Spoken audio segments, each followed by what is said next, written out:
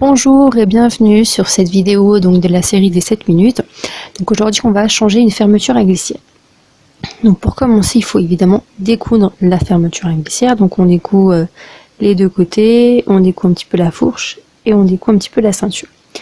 Donc ensuite on positionne la fermeture à glissière, donc on se met bien à plat. On commence par le côté où il y a le bouton, donc avec la sous-patte. Donc il faut faire attention qu'entre les griffes et le tissu, il y ait une certaine distance. Donc si on fait une couture nervure, ça fait à peu près 1 mm. Donc il faut qu'il y ait entre à peu près 4 mm, la taille de votre pied presseur en fait, pour qu'on puisse après arriver à ouvrir et à fermer la fermeture sans qu'elle se coince dans le tissu. Donc il faut à peu près 5 mm entre la griffe et le tissu. Donc ensuite, on positionne également l'autre côté, donc côté où il y a la boutonnière, donc le côté en dessous en fait, la partie cachée. On positionne ces petites épingles. Donc moi j'ai pris en point de repère, donc sur l'envers, j'ai pris en point de repère le surfilage.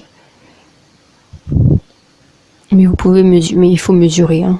Si vous n'avez pas d'habitude, on mesure. Ensuite,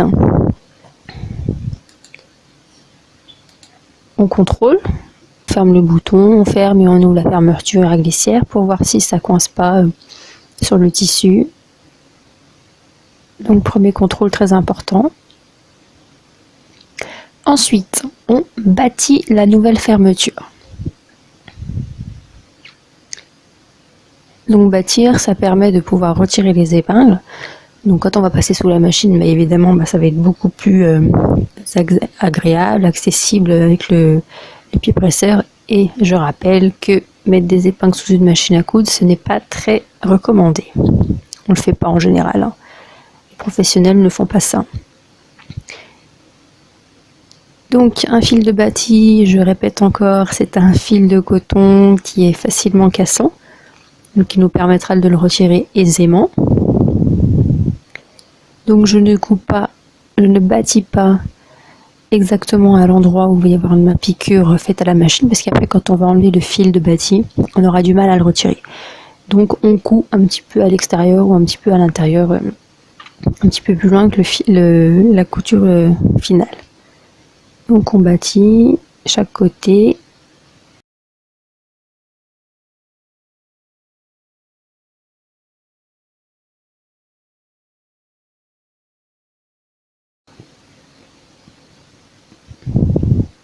Donc on fait pas de point d'arrêt, hein. On fait un bâti normal. Ensuite on contrôle. On retire les épingles. On retire également les épingles de la ceinture. Donc évidemment on n'a pas bâti la ceinture, hein, puisqu'il faut que sous la ceinture ce soit accessible pour pouvoir passer la couture.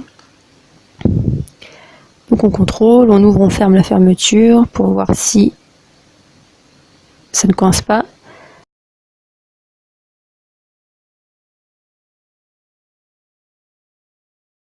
Parfait. On regarde si la ceinture elle tombe bord à bord. Et maintenant nous allons piquer sous la machine. Donc on peut changer le pied presseur si jamais il est trop large. On fait une piqûre nervure. Donc je rappelle, une piqûre nervure, c'est une piqûre à 1 mm du bord. Pour le côté avec le bouton. Et pour le côté avec la boutonnière, et ben on pique également à 5 mm. Donc on appuie le pré-presseur sur la fermeture à glissière. Et on coupe.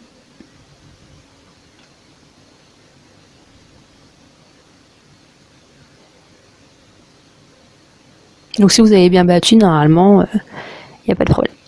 Donc ensuite, on surpique. Donc évidemment, là, je fais rapidement, je passe rapidement, c'est juste une vidéo d'explication 7 minutes. Hein. Donc je vous mets dans le coin en haut à droite de cette vidéo les liens pour accéder aux vidéos d'explication détaillées. Donc j'ai fait 3 vidéos.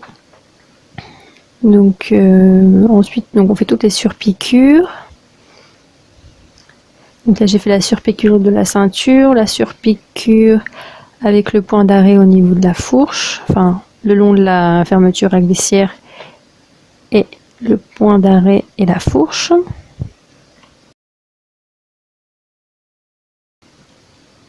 On termine par la fourche.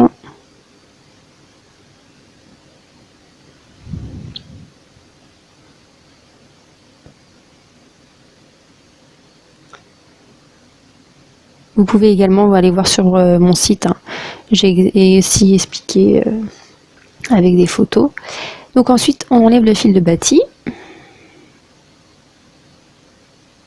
Donc il a été fait avec un point droit assez large, donc du coup facile à enlever. Et on contrôle une dernière fois.